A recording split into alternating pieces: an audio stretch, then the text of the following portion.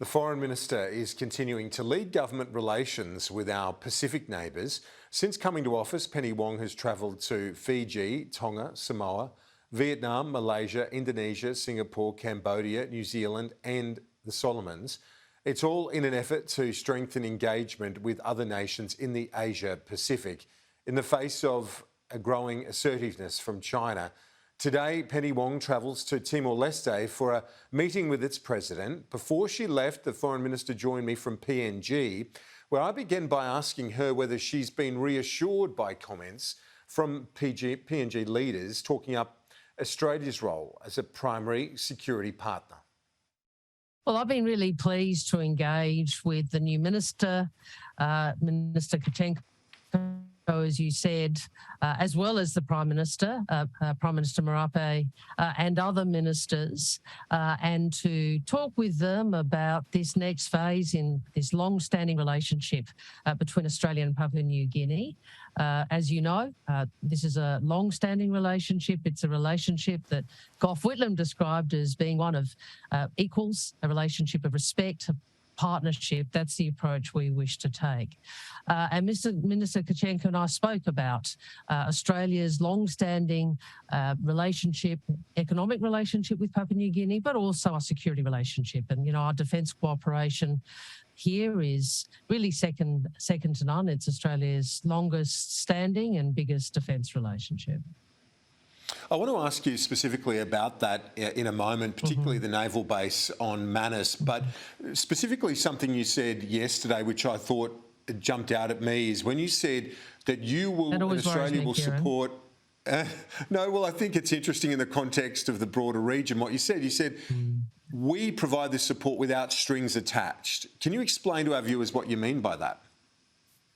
Well, obviously, Australia looks to infrastructure that meets a demonstrated need, that is in accordance with the priorities of the host country, that doesn't impose unsustainable debt burdens. And the point I was making is, you know, we don't seek, we seek for that infrastructure to contribute to a country's economic independence, you know, to contribute to national sovereignty. We don't seek to detract from it. And I do make that point because I think that should be and is the hallmark of Australia's partnership, not only with Papua New Guinea, but with the countries of the Pacific.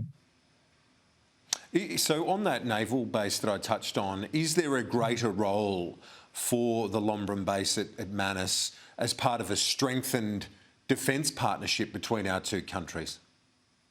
Well, we're already refurbishing the base at Lombrum. We are already working with others and PNG on Manus to do that. And, you know, that will strengthen Papua New Guinea's maritime capacity, and that's a good thing.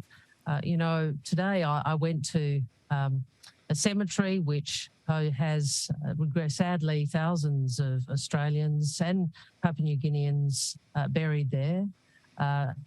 It's a reminder of the history that binds us. Australians and the people of Papua New Guinea have fought together and sadly died together. And that's the history that binds us, as well as our hope for a brighter future, a future that, as Prime Minister Marape described, of economic independence for Papua New Guinea in a region that is stable and secure. How concerned are you by China's apparent interests in places like Daru and other areas on the southern coast of PNG? Look, I just make this point. We're not going back to where we were. We know that we live in a time where China and others are much more assertive, much more forward-leaning, engaging much more in the region. And I think we have to focus on what we can do, what Australia will do. What I'd say in terms of, you know, some of the media coverage, you know, Australia looks to infrastructure, looks to proposals from other countries in accordance with the interests of the host country, our interests, that is Australia's national interests. We look to strategic risk, and we look to what options Australia has to manage those, and that's an ongoing challenge, which, you know, we will continue to engage in carefully and appropriately. And what about those privately owned atolls? There's been a bit of coverage about that. Surely it's difficult for a national government to engage in private transactions like that, isn't it? Well, I think the Prime Minister made the very good point. I think that there are some 600 islands in Milne Bay. We can't buy every island, and I certainly am not going to have a discussion through the media. But I would say to Australians, we recognise the importance of looking at investments with an eye to Australia's strategic interests, and that's what the government will do. The jobs issue is a big one. Obviously, we've got the summit here in Australia. We need workers. PNG, the government apparently wants more access for Papua New Guinean workers to Australia. Have you been talking about that, opening it up to workers to plug certainly shortages here? Kieran, it's a really good question. You're right. It's come up in almost every meeting I've had. And the government of Papua New Guinea make it very clear. They have a lot of people who want more employment than they can get and who would like to come to Australia. So we've spoken to them about how we might improve our Pacific mobility schemes. We said before the election we would improve and expand those, and we're serious about that. Obviously, they would still be schemes as have existed for some time, where they're carefully regulated. We want to make sure people aren't exploited. But I'm certainly keen not only to look at how we might expand them in a measured and careful way, but also how we might prioritise the acquisition of skills. Because what we want is the Papua New Guineans to come to Australia and not just be able to send remittances, that is income back home, but also equip them with more skills that help them both in our labour market, but also when they come back home, back here to PNG. The Prime Minister's going to host the President of East Timor, also the Prime Minister of the Solomons in the next little while at the Lodge. He's obviously stepping up his own personal diplomatic efforts in this regard. Has the government, through yourself largely, been able to turn the tide back in our favour in the Pacific?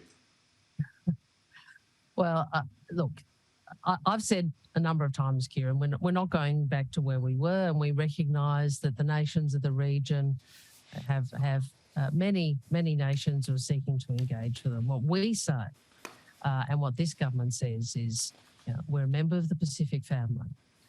We want to work with you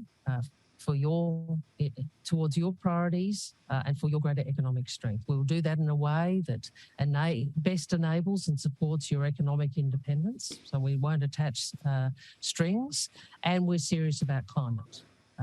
We know how important that is to the countries of the Pacific.